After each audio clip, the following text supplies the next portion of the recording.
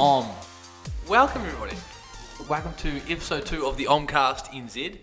My name is Fraser, your host, and today I'm interviewing the man, the myth, the legend, Jay Downs. He is the owner, co-founder of Bluehood Studios, videography, and he studied neuroscience. He studied quite a number of different things. He's an experienced martial artist. He's got an interesting track record, so it's going to be cool to discuss some psychedelics and neuroscience today. Yeah, it's a wee bit all over the show. Yeah. That's how I like to do things. Indeed. Right. So, Jay's actually the chief videographer for the OHMCast as well, so he's usually the man behind the scenes. He's kind of like Brian Redband for the Rogan podcast. You know more than anyone that we do quickfire every episode. Yeah. So I've made a couple of questions here for you, mate. Oh, right off the bat. Yeah, right off the bat. We're getting straight into quickfire.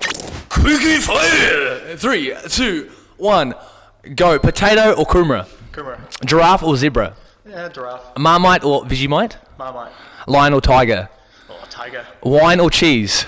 Oh, cheese. Hummy's moustache, yay or nay? It's me, Mario. Yay for now. Subtle or mild? Subtle. What is your favourite colour? Blue. Striking or grappling? Striking. Bruce Lee or Hickson Gracie? Bruce Lee. Punch or kick? Punch. Hug or kiss? Hug. You're playing poker, call, raise or fold? Raise. Ooh, I like it. What is your favourite muscle name? Quadratus lumborum. Ooh, boss. Favourite, Blastoise or Charizard? Charizard. Avatar Roku or Uncle Iroh? Uncle Iroh. Isometric or dynamic? Oh, dynamic. Choose one, squat, bench or deadlift? Oh, deadlift. Time. Ding, ding, ding, ding. I think that's pretty good. Didn't feel too bad. Other than the cool razor fold. Like, I don't know, man. Yeah, it was good because I try to throw a spanner in the works. Anything that's going to delay you from answering quickly. Oh, yeah, it certainly delays me. Good. Awesome. Yes. Okay, so let's start from high school and kind of moving into your studies. You did a little bit of personal training, correct? Yeah. What kind of aspects of personal training did you find important in your development, and how do they relate to health? I guess, well, without sort of getting a wee bit too simple with it, being holistic in my mindset was what really made the difference. Yes. It's what got me into doing it in the first place. I was a stickler for the information, so I would try and understand as much as possible, so then when I would be able to give something to my client, there'd be like 10 different reasons for it. Yes. Rather than just giving them something to do because they... You're quite like a sponge when it comes to information, I find. You usually have a relatively detailed answer for most things. Yeah, that's why it takes me so long to come up with an answer. Yeah, but you can see Jay will be processing a lot of stuff. He comes out still relatively quickly with the answer, but he's got a lot of information in the background, so he's sorting through it. Yeah. I forgot to say that today's episode is also sponsored by Vanguard Specialty Coffee and Macho Man Randy Savage. Completely clean, oh yeah. It's cool, man. So what kind of things were you passionate about at school? I guess food, actually. Food was like the one thing that I was actually interested in, as strange as it seems. I would go into, we had like a little library at home. We didn't have much, but we had a library, which was really cool. Cool. And Mum would buy like Reader's Digest books. Yeah. And one of the ones that I remember seeing there was this huge book on nutrition.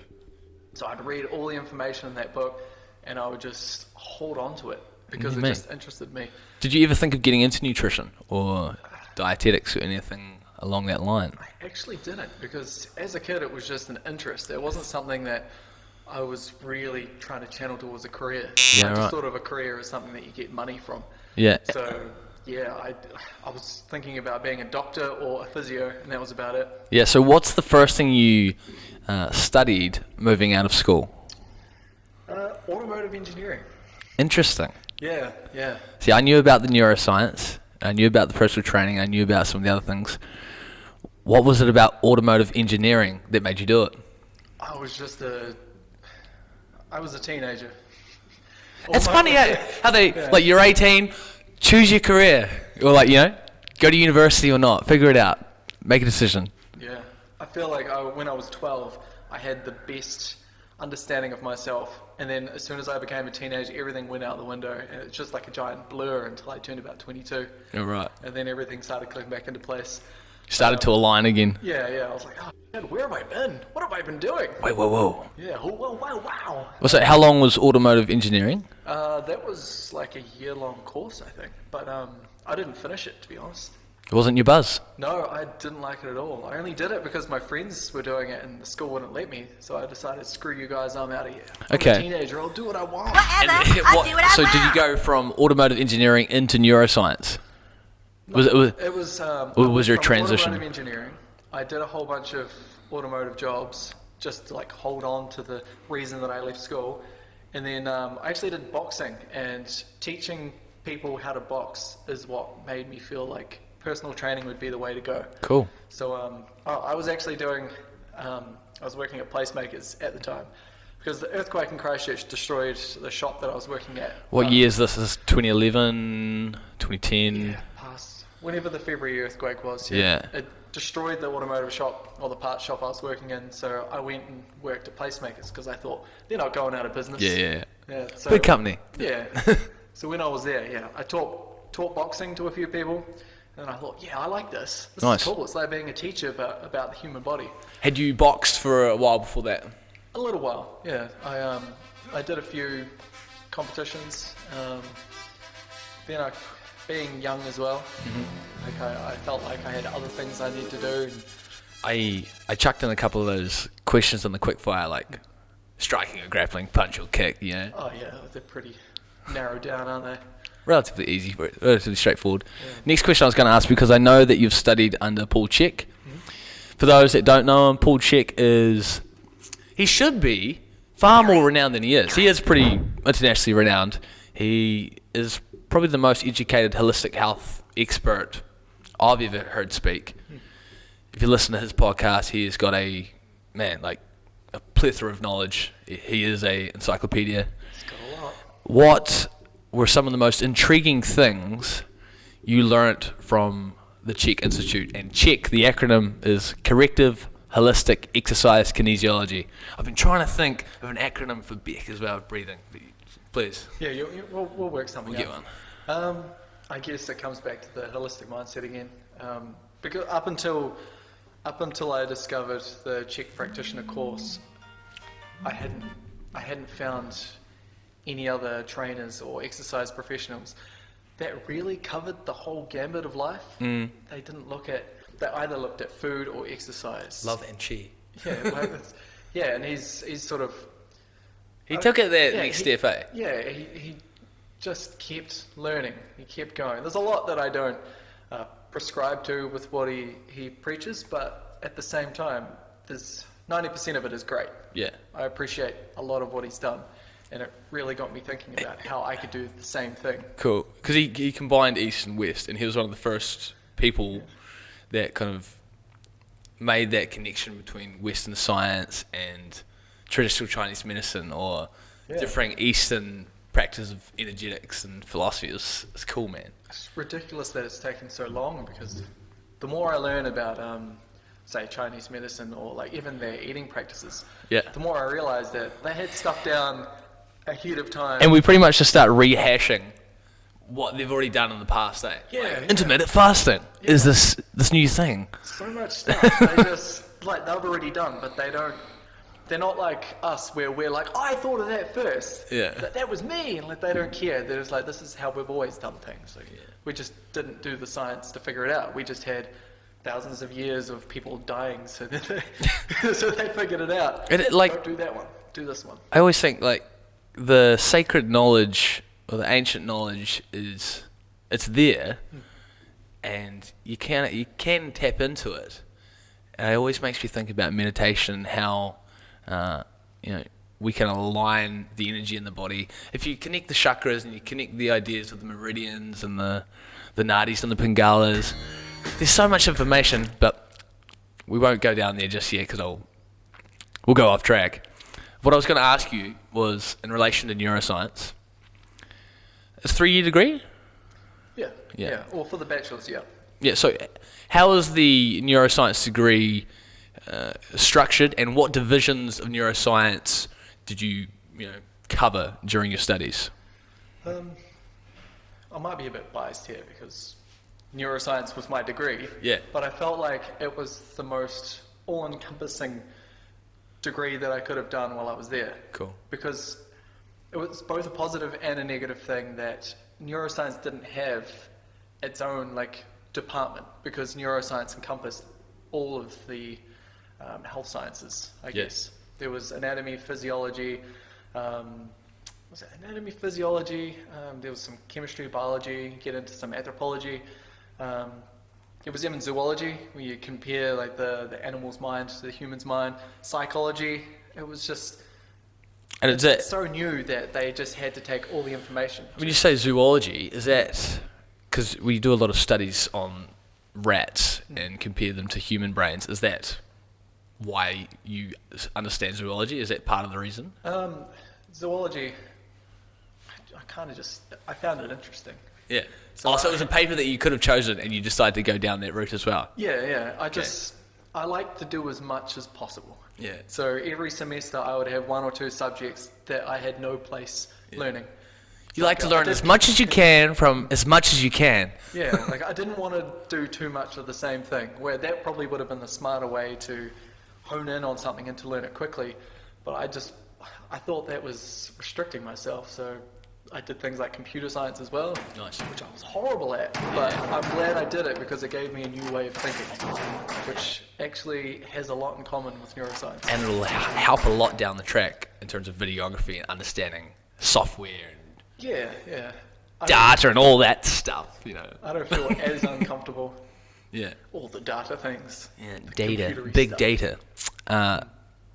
Down the track of neuroscience, I know this is going back into the study books. It's a few years back now, but what are neurotransmitters? Just give us a kind of a basic overview, and why are they important to health or trying to maintain optimal health? Okay, I guess to put it as simply as I can, neurotransmitters are like little messengers. Mm-hmm. They're just, I guess, say chemical. They're like bits and pieces of, say, there'll be like peptides, and they're essentially like hormones. Mm-hmm. They're just something that is used as a message to travel through to another place, bind to a receptor, and then it'll signal something to occur. A chemical messenger that creates a certain response in the body. Yeah, something will happen. Something will occur from it. They're pretty much the hormones of the brain. Yeah. They're just a little messenger that travels along, a chemical messenger that signals something. Yeah, because we were discussing that before. What is the difference between a hormone and a neurotransmitter? We kind of came to the conclusion that hormones are in the body. They're not in the brain. They're not neuro. They're still transmitting certain responses, but... There are technically hormones in the brain, but then at the same time, they all have very similar kind of... roles. Functions. Yeah. It's just... You want to try and be specific with your terminology so then you're able to communicate with other people better. Yeah. That's probably about it. Because otherwise, most of the things in the human body would be named the same thing. Yeah, for sure. I know there's over 100 neurotransmitters in the brain, and we're not going to go over them all, but what are a couple of the more important ones that you remember from study, and what were their functions? I guess the most popular ones, the ones that everybody hears about, would be dopamine and serotonin. Dopamine being more of a reward neurotransmitter. Mm-hmm. It can either signal that you've received something that your body deems as good, it wants more of. A motivator? Yeah, it's a motivator, but then it can also pre-signal something that's going to happen. It prepares you, it rewards you in preparation for the thing that's going to come. Yeah. So that's where sometimes you can get that feeling of being cheated, because you're expecting something to happen, so the dopamine's getting released, but then you never get that satisfaction of receiving the thing. Yeah. Because you're so conditioned to getting building up in your mind. Yeah. Yeah. Serotonin. Serotonin, I guess that gets a lot of activity. Get talked about a lot. Antidepressant medication, serotonin. Yeah, It's reuptake inhibitors. Yeah. So then it stops it from being, so serotonin gets released and then it binds to the receptor and then you get that response. Yeah. So the reuptake inhibitor just prevents it from being taken back up again because they recycle a lot. They'll get rid of a lot if it's not being used, or it'll get recycled, so it prevents it from being taken back up again. Okay. So it just leaves more serotonin in the synaptic cleft to be bound to the receptors to do its job. Now, because I was looking into a little bit of research and they were saying that we effectively don't know much about the brain. As much as we study it, many neuroscientists come out of the degree and we don't know. It's an extremely complex organ. We're continually studying it and trying to understand it. When they talk about serotonin reuptake inhibitors for depression and mental health, and obviously how that relates to optimal health, do we know that they are actually helping long term? No. Yeah. No. Because so many people, a number of my friends have been on them, and when they go off them, they feel worse than they ever did. Yeah, well, It doesn't sound like medicine. Long term. Well, it's hard. Medicine is an odd term because we think of medicine as being something that is going to solve our problems, but at the moment, medicine is something that we use to get us. We use as a crutch to get us through some sort of pain or problem. To mask the symptom. Yeah. So the body can figure it out itself. Yeah, and it's not the doctor's fault, but because they just do what they can. It's the institutions. They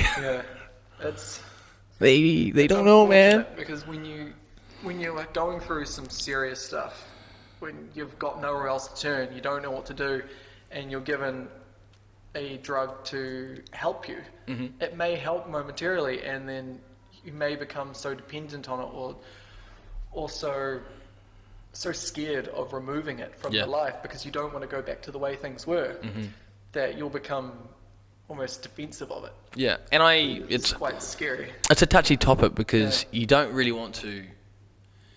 Yeah, obviously, unless you've experienced depression or anxiety or paranoia, you don't fully know what people go through. I've experienced a small amount of it in my life, but I've never been, classified or actually diagnosed with anything. So you do have to kind of be empathetic towards how people are feeling, and maybe you don't fully understand. But I have heard from many people that have been on antidepressants and they've changed their lifestyle and the many different variables that go into that, whether it's their fitness regime or their nutrition, how they're sleeping, the people they're surrounding themselves with. It always comes back to holistic health, eh? Yeah. We like to think of, say, things like depression as a problem, like something that is wrong, but it's more of a response to something that is wrong. We've got a deficit somewhere along the lines, like your food might not be right, your sleep might not be right, you might have too much stress in your life, or relationship issues, you might not be getting outside, you might not have enough vitamin D, like you're going to have a whole lot of problems that will all combine to create this response, which might be depression, or what we consider depression. And the outcome is you tend to remove yourself. Like you don't want to be overly excited and going out and doing things if your body thinks there's danger. It doesn't know what's actually going on. We live in such a weird world right now that our bodies and brains aren't evolved to deal with these. Yes, for sure. So it's tough because there's no way for us to deal with these outside pressures without first breaking everything down into little boxes and checking them all and say, have I done this? Have I done this? Have I done this? And then if you're still feeling like crap after you've checked off all those boxes, then that's probably... Then maybe look into medicine. But once you start, it's a slippery slope because you do get dependent on them. Yeah. Which a lot of people know, but it's... You always hear it, eh? Yeah. It's really sad. We could go very deep down the rabbit hole of neurotransmitters. Like, there are inhibitory and excitatory neurotransmitters. Serotonin being an inhibitory, correct? I actually can't remember. Yeah, I think inhibitory, dopamine's more of the motivating, excitatory. You've got some other main ones like GABA or gamma-aminobutyric acid, acetylcholine, adrenaline, adrenaline and epinephrine, same thing? Norepinephrine. I always hear people say adrenaline and norepinephrine, so like, is that how they...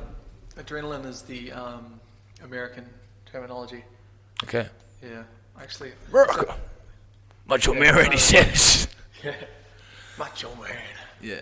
Yeah, they've got their own terminology for things, which Yeah. makes it really difficult to learn. Yeah. And one thing I'd like to discuss is neurotransmitters are, in order to create them, the building blocks of which are amino acids, and a lot of the precursor to that is down to the gut health and your ability to create your dopamine and your serotonin. I think it's like 80% is created in the gut. Yeah. People will talk about having the second brain as being in the gut, and the microbiome and the enteric nervous system. We could go very, very deep down the rabbit hole. Oh yeah. But Absolutely. what I want to ask you is, what do you think about psychedelics, and what role do you think they may have to play in the future in relation to people's mental health? That was a sharp turn. Yeah, a big. Going from gut health. Because we could go. We could do this. We don't actually have enough time. Yeah. Okay. All right. That's a that I'll is get you a on big for like change. episode 15 or something. You'll be back. Yeah. We'll come back and do another one. Psychedelics. It is a huge topic right now. Have you ever done DMT? I guess. Do you want to? Yeah. Let's go simple again. Psychedelics, without getting too into the nitty gritty, have been seen as being having the potential to almost reset your brain, so then you can relearn better patterns to overcome possible traumatic stress disorder Or addiction, or or addiction. Like there's a trauma, or because we get locked into a lot of these responses to stress, and you just can't get out of it because it's a safety mechanism. We see it just like depression. We see it as a deficit, but it's a way of the mind and body defending itself. coping. Yeah, coping with what it thinks is just terrible stress. So, yeah. What are some of the main psychedelics that people know of? I guess mushrooms and LSD, Yeah. mescaline and DMT. Psilocybin, the main psychoactive compound in mushrooms. Lysergelic acid being LSD, or a synthetic version of the mushrooms. What have you found in the past to be beneficial for your psyche? I think LSD.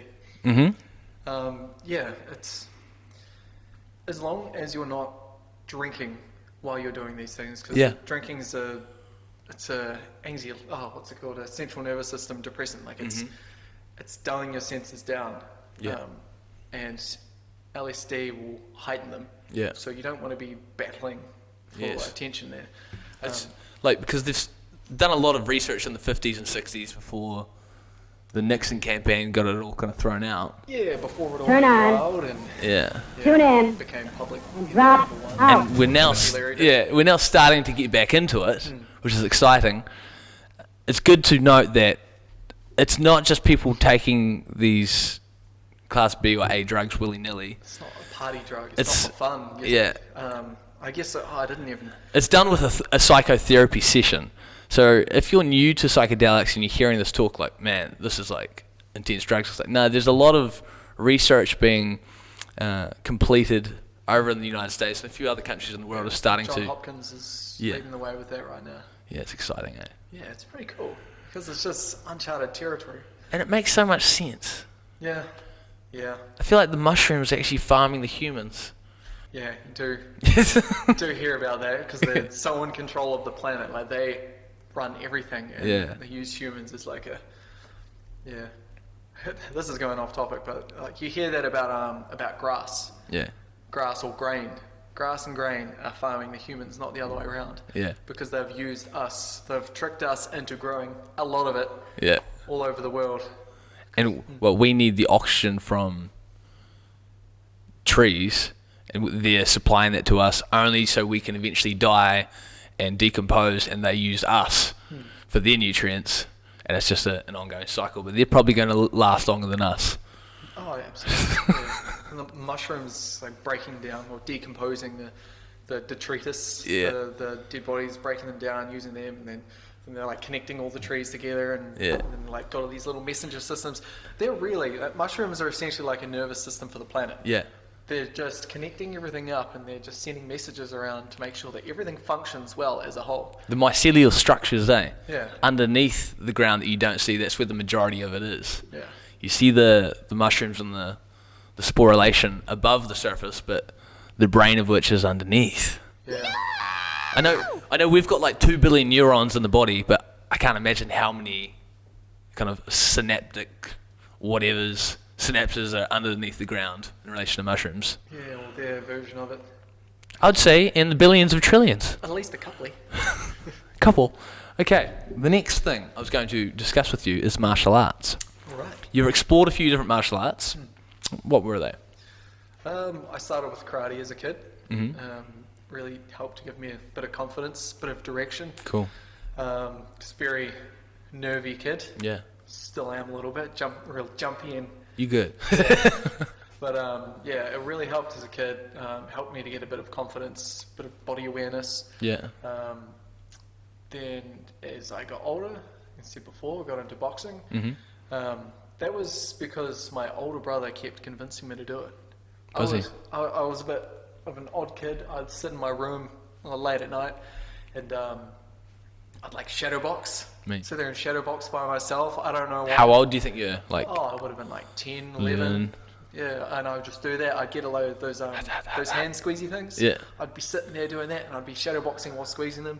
I'd Mate. like get weights. I'd be like punching with the weights. you had the will to train from an early age. I just didn't know why. Yeah. I just did it because there was no goal. Yeah.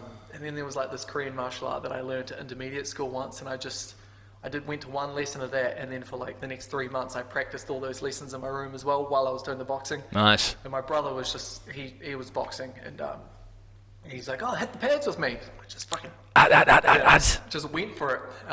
And he's like, you're really strong. Come to boxing. Yes, mate. Come to boxing. How much older was your bro? He would have been in his 20s.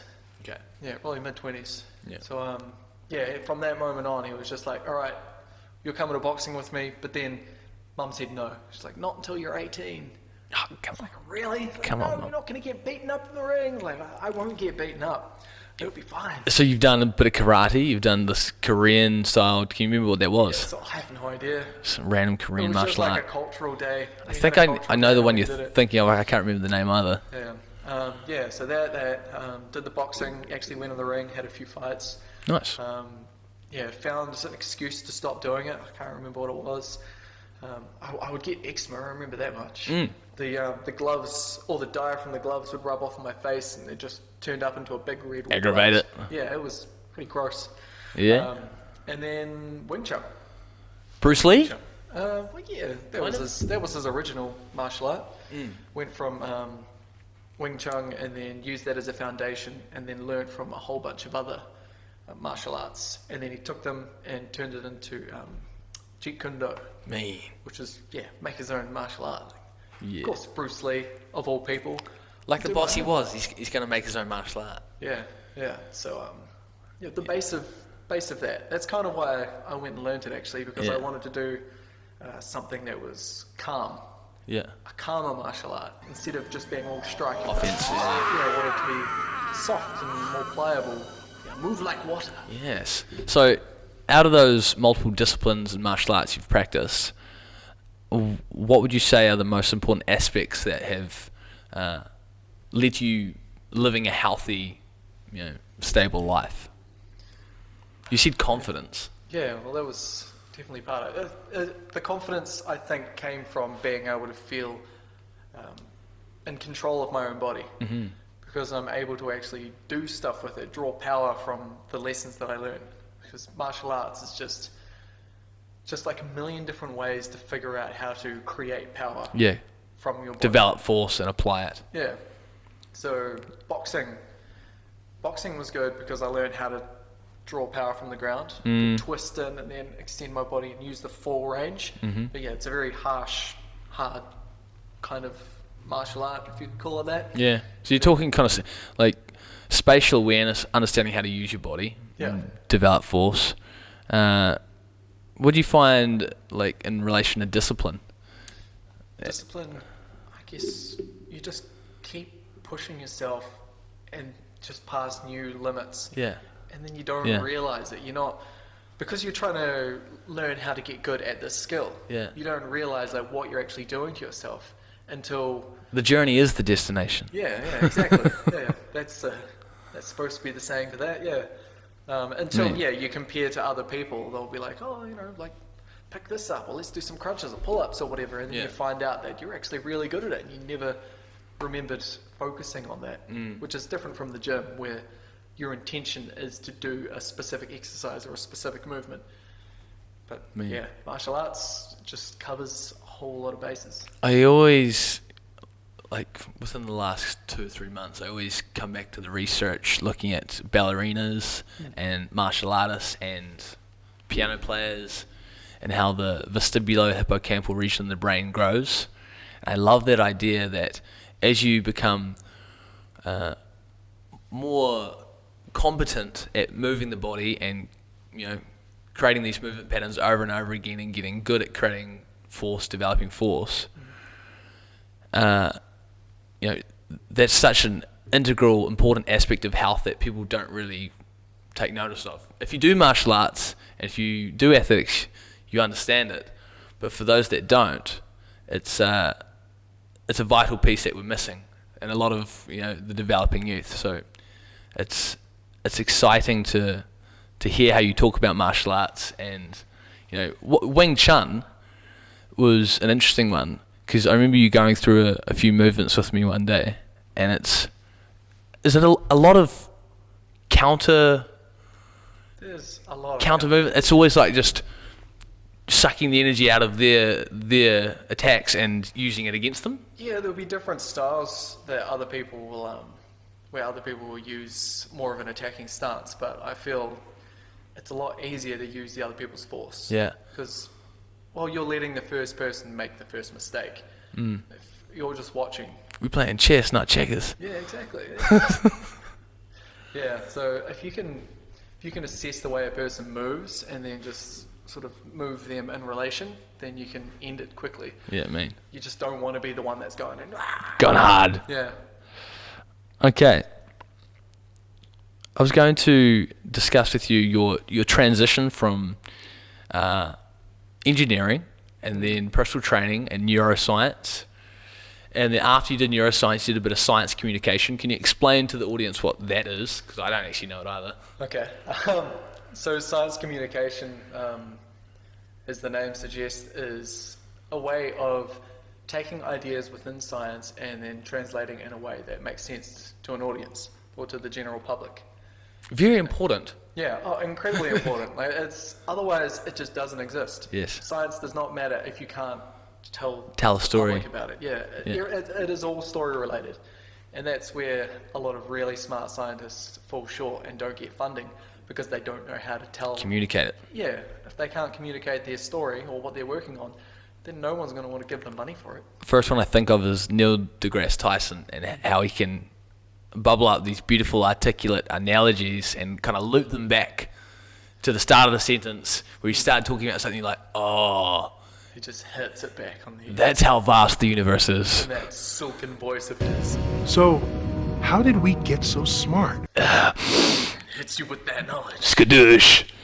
Okay, and then you've obviously gotten into videography. Why do you think you've made that transition? Honestly, I think I always knew I was going to do that. Okay. I knew I should have done that. We had a video camera, my brother and I, our younger brother. We got a video camera when we were younger. Thanks, Mum. It was like this little camcorder that had a mini DVD in it, or mini CD. Yeah. So you would record everything just straight to the disc, no editing or anything involved, and then chuck it in the thing and it would play. So it would just go straight to TV. So you had it from a young age. Yeah. You were always passionate about video and It was creating. It was so fun. We just got to be ridiculous and make our own movies. Yeah. That were terrible, but we had the right idea, because we'd watched so many movies that we just recreated what we knew. But then that disappeared. That got stolen. So, we didn't have it long either, and then that's all we could think about from that moment on. For the rest of our lives, we were always thinking about making videos and doing things, but we just never really committed to it. Yeah. Because we became adults, and we never really thought that it was possible for anyone without a lot of money to do become it. a filmmaker. And here you are. Yeah, and then here I am. Like, Not that I have a lot of money now, but not yet. things have gotten cheaper. Manifest, Mr. Downs. It will happen. I'm going to be so rich. I'm going to make the best movies. Only so we can give it back to the community. Yeah, I don't need money. All the money goes into film gear. Like. So neuroscience, you're looking at in-depth kind of molecular biology, the very small atomic, whatever, Yeah. small.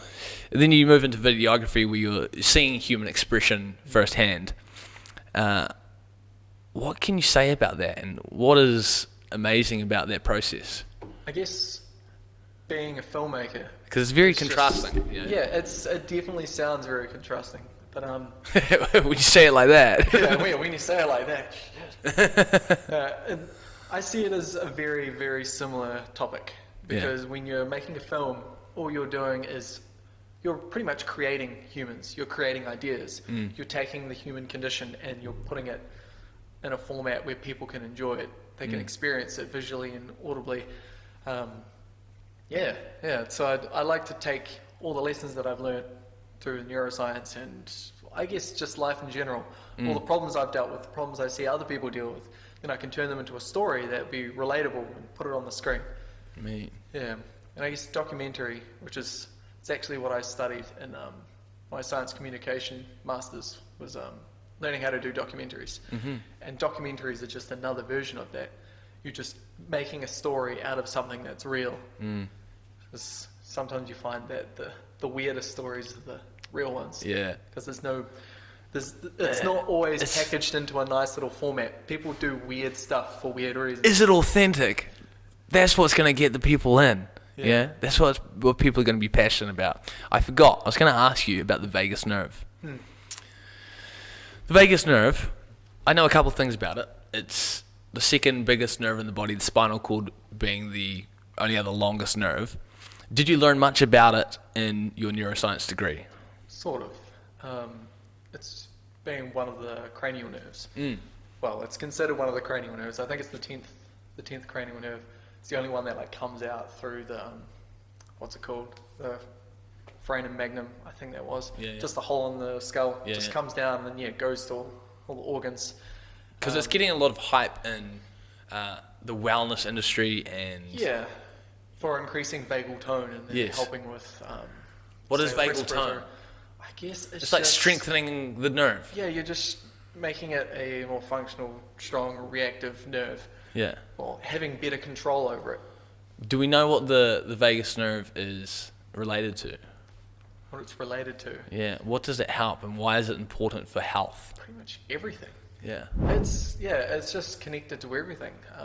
It's controlling and Everything, balancing most things, yeah. the autonomic nervous system. Mate. Yeah, Like, it's hard to pin down one thing that it does because it does so much. Yeah. And I guess that's why it's getting seen as like the number one sort of idea to solve all the problems. a lot of the hype is around diaphragmatic breathing. Yeah, like If you can extend your exhale, you can tone the nerve and how that relates to Yeah, and you'll know better than breathing. Yeah, breathing is such a key, integral part of. Have you guys heard about breathing? Do you know what And how breathing important is? breathing is? Yeah. Awesome. So it's super important that, and then heart function and everything along the lines. Like I think it goes into the digestive system as well. So you can take it from if you look at the enteric nervous system, like there's a whole lot of literature into that and how that's so important to. So, if we can tone the vagal nerve, effectively strengthen the nerve, and if the nerve goes through, the back, the throat, past the lungs, heart, through the diaphragm, finishes in the gut, what if that would increase the innervation, the electrical component of the enteric nervous system, and thus allow the bacteria in the gut to work more efficiently? Is that a good hypothesis? I don't know if it would help the bacteria work more efficiently. That would really depend on what sort of environment is in the gut in the first place. Because if you're feeding the bacteria bad food, then you're going to end up growing the bacteria that likes to eat that bad food rather than the what we consider good bacteria. So you could be charging up the bad bacteria, which is not good. Yeah, possibly. Whoa. Yeah, but then people who are typically doing things like meditation and working in breathing practices and that kind of thing, they're usually going to be the type of people that are going to want to eat better foods as well. So it usually goes hand in hand, which is a problem with a lot of research, that you've got all these variables that cross over. Well said. Yeah. Yeah, it's always like you can't have a true control because people are most often going to be doing different practices outside the study, and there's so many different variables in your physiology. It's going to be hard to. Yeah. So why do we even do science? Well, it's pretty ridiculous. Yeah. Science in general, it used to be thought of as the idea of getting as close to truth as possible. Yes. That there is no such thing as truth, there is no such thing as fact. It is the best we can do with what we have. Yeah. Is it valid and repeatable? It's like the scientific method, eh? Yeah, they're trying their best. Yeah. So it's for people to disbelieve in science as a topic is a bit silly. Yeah. I don't think anybody really disagrees with. I disagree. Science. Yeah, I don't like the science. I think that was our Family Guy. Stewie. I disagree. I don't remember that one, but I'm sure I've seen it. I miss that show. It used to be on every night, 7 p.m. Yeah, those are the days when TV used to be The thing. Yeah. Do you have a TV now? We do, but it doesn't get used for TV. Yeah. Just gaming. Yeah, pretty much. Nice. Watch a bit of The Chase, and that's about it. Occasionally Netflix. Damn good show, man. Yeah, I don't know why, but I got real into it. It's so easy to watch. Yeah. And the dude off Coronation Street is a good host. It is it. That's the Chase, eh? Yeah, I think that's where it's from. Yeah. But he's the man. My mum used to watch Koreros a lot. Shout out to Jane. We get Jane Beck on this podcast. Damn. We'll do a Koreros special. No, we won't ever. Sorry, it's not my podcast. I was yes. Give the people what they want. They want Koro. I was going to ask you about your closing statement per se, or what your message to the health and fitness world is. You know, why are you passionate about it, and what would you like to see change? That's a big one. Yeah. Oh man. Yeah. What was the thing that got you into it? You know, why are you passionate about it, and why are you here, Jay? Why are you here right now? I'd like people to just stop. Just to stop. Just Slow down? Slow down and stop being so confident with your ideas, because that's one of the reasons I got out of the health and fitness industry, is that everyone was just so confident that Everyone knows. yeah, everyone knows everything, but then by saying they know everything, you realize they know nothing, and it's frustrating because you have to hang around a lot of people who are just walking around with these inbuilt beliefs that just are making their lives and everybody else's lives difficult. Oh, whoa. Because by being so confident in what you're doing, you're leaving no room for growth. And then when you leave no room for growth, you're cutting off the growth of everybody else around you. So you're saying to, stay curious and open to new ideas. Yeah. Don't believe your own hype to the point where you shut everything else off. Yeah, like everything we know could be wrong. Yeah. Everything could be false. Man, it was only in the 50s, so like 70 years ago, where doctors were telling people to smoke. Yeah. They're sitting down saying like, do this, because this is good for you. Yeah. There's so many things like that we just figure out and we're like, oh, let's just push that to the side. That never happened. And, I guess it's because information comes from higher up. It comes from, say, like a governmental regulational source, and then by saying, my bad, like I screwed up, guys, you're going to lose the Credibility. Yeah, credibility. The public's not going to believe you. That's where nutrition has gone now. No one believes anything they see anymore. Well, everyone believes everything and then they believe nothing. There's so many variables. Yeah, there's so many variables, and I'm not quite sure how we're going to overcome that one. I think it's breathing, man. I think you We're got to learn how to breathe. You got to teach the kids how to breathe. just going to be plants. We're just going to become Meat plants? Yeah, we're going to go outside. We're just going to suck up that vitamin D, and we're going to... We'll be like that kid that... Do you see that? Sorry, there's this kid that was like think he was becoming a monk or something, and he just goes out into the forest and he just sits there and meditates for like weeks and weeks and weeks, not eating, not drinking. Well, And people didn't believe him, and then he was just sitting there doing absolutely nothing, and they filmed him and everything. Wow. And then he got so sick of the crowd that he just bailed, just disappeared off into the forest. I'm going to go photosynthesize over this way. Yeah, and then he came back eventually, but then he stopped early because he had this like big goal of meditating for so much time, just to prove that you don't need to eat or drink if you can meditate. Well, I've heard stories of that before. Quite interesting. Yeah. It'll be all over YouTube somewhere. I don't know. I like to, just on what you said, I always think of the lifted torch analogy. And if you lift a torch up, the torch is turned on, and it's in a dark room, and you've got a circle of light underneath. As you continue to lift the torch up, your circle of knowledge continues to grow. But you also realize how dark this room is. So the higher you lift the torch, the bigger the knowledge becomes, but the more you don't know. Yeah. What you know, what you don't know. And it gets to the point, like you hear a lot of kind of Zen masters and genius say like, they never give a straight answer. It's like, maybe, Yeah.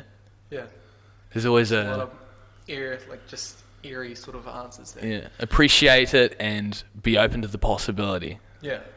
Never be concrete in your idea. I think about that lantern or lamp Analogy. I think of those areas as well underneath the light that they're lit up, but not lit up well. So we've got a basic understanding of that knowledge, but because we're getting so far away, we're getting such a broad idea of what's going on in the darkness that we can't actually analyze that tiny little spot of darkness, because the further away you get, the darker it's going to be. Whoa, man, that's like Inception analogyception. Yeah, the Because more you learn, if you take the light and make the light more concentrated, you get someone that studies one gene for a lifetime. But I feel like if we could collaborate the many different research fields in the realm of science, and that's when we were going to be able to get some answers. Yeah. But people are so often holding on to their ideas, thinking like, I've got the answer, I know, Best idea. this is it, nobody will ever find out. Yeah. Pay me. Yeah, I'm the master. Yes. It's like an ant living on the trunk of an elephant, and he doesn't realize that there's an ear up there. All the information it could ever need could be on the ear. Yeah. But it's because all it sees is this vast, hilly landscape and these crevices going across it. I'm a chill. Yeah, I'm just going to chill up here. I got everything I need up here. Yeah, I just took off a little bit The of... ant and the elephant. The ant and the elephant. There's a better analogy for an ant and an elephant, but I hijacked that one for this. Could have come out better, but you get the gist. I like it. I think it came across well. All right, I'll take that. Thank you for coming on to the OHMCast. My man, good. Appreciate it. We'll get you back at another point, no doubt. Yep. Thank you, everyone, for tuning in. We will be back soon. Namaste.